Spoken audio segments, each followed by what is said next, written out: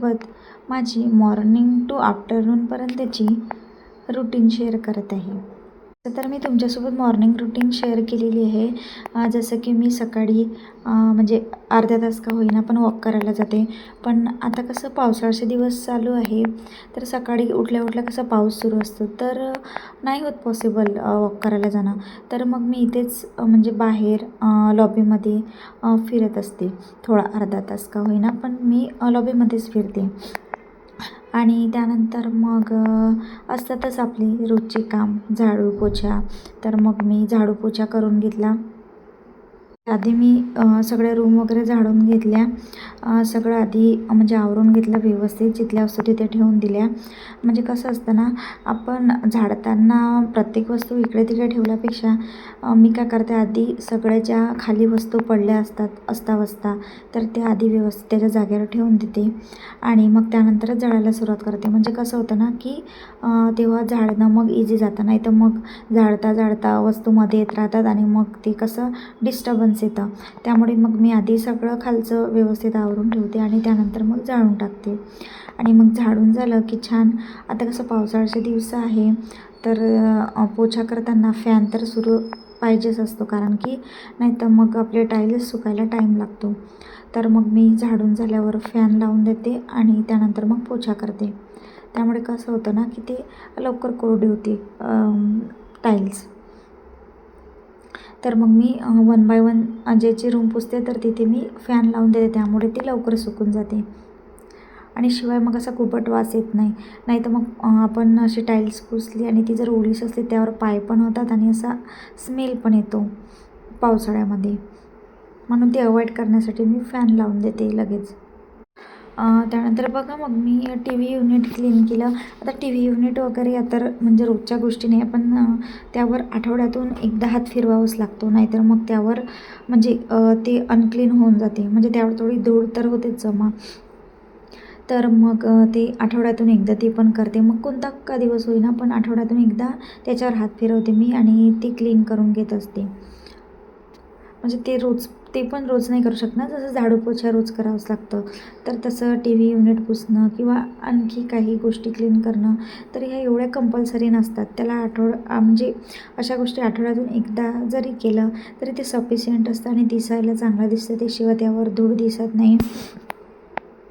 म्हणून मी आठवड्यातून एकदा अशी एक एक गोष्ट घेत असते, क्लीन करते. म्हणजे कधी टी व्ही युनिट, तर कधी डोअर पुसते, कधी विंडो, अशा प्रकारे सुरू असते माझं.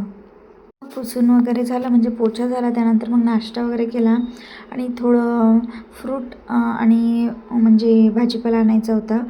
तर म्हणजे आमच्या इथे सोसायटीच्या खालीच मिळतं, तर मग मी तिथून घेऊन आली आणि तो मग व्यवस्थित ठेवून दिला.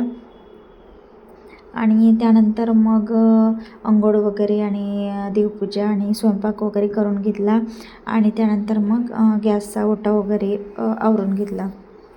कारण तुम्हाला सर्व लेडीजला माहीत आहे, की आपण जेव्हा आपल्या म्हणजे गॅसवर स्वयंपाक करतो, तर स्वयंपाक झाल्यावर आपल्या गॅसच्या ओट्याची काय अवस्था होते.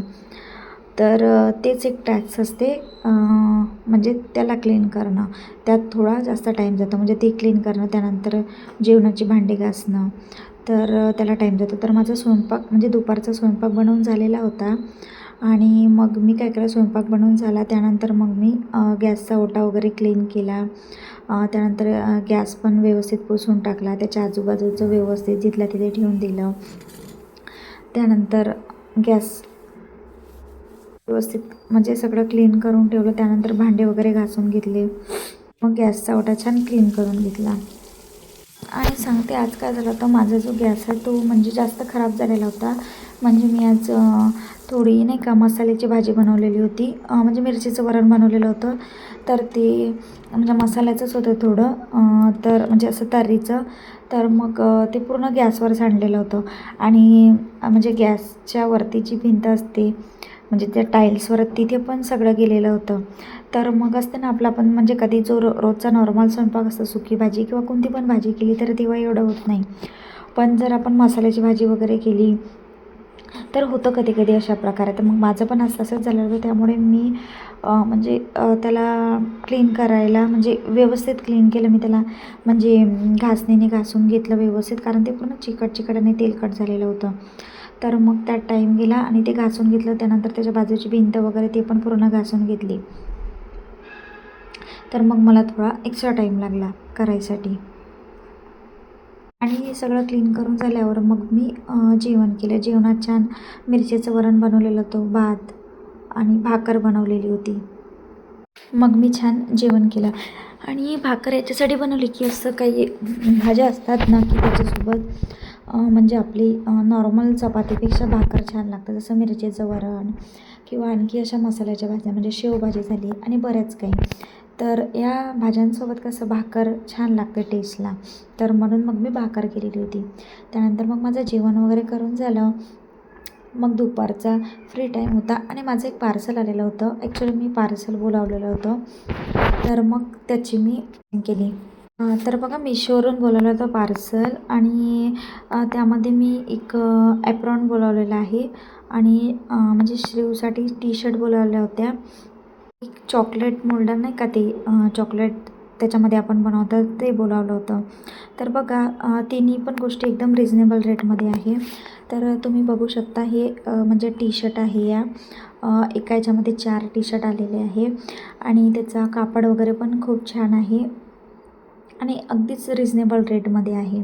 आपण जर बाहेर घ्यायला गेलो तर त्या महागात पडतात, पण मी ऑनलाईन बोलवलं एकाच्यात 4 आलेलं आहे आणि खूप छान आहे. अशा म्हणजे डेली यूज करू शकतो किंवा बाहेर पण घालून जाऊ शकतो. आता छोट्या मुलांचं कसं असतं, त्यांचे कपडे लगेच खराब होतात आणि ते त्यांना कसं त्यांचं वाढतं वय असतं तर ते त्यांना होत पण नाही. तर मग त्यांना म्हणजे शिरवलं तर खूप असं घ्यावं लागतं आणि लगेच खराब होतं त्याचे किंवा मग छोटे होऊन जातात. तर म्हणून मग मी ऑनलाईन बोलावलं आणि छान आहे व्यवस्थित आणि कपडा पण छान, दिसायला पण छान आहे आणि बघा त्याचे कलर पण खूप छान आहे. मी शक्यतोवर काय करते की म्हणजे ऑनलाईन शॉपिंग जास्त करते. कारण आता श्रीवमुळं कसं बाहेर जाणं होत नाही जास्त आणि गेलोही तर मग कसं त्याला कंटाळा येतो. म्हणजे तो कसं बघू देत नाही जास्त वेळ आणि आपल्या लेडीजचं कसं असतं की आपल्याला कसं असं निवांत बघायला पाहिजे आणि आपण कसं एक नाही 2 दुकान बघतो.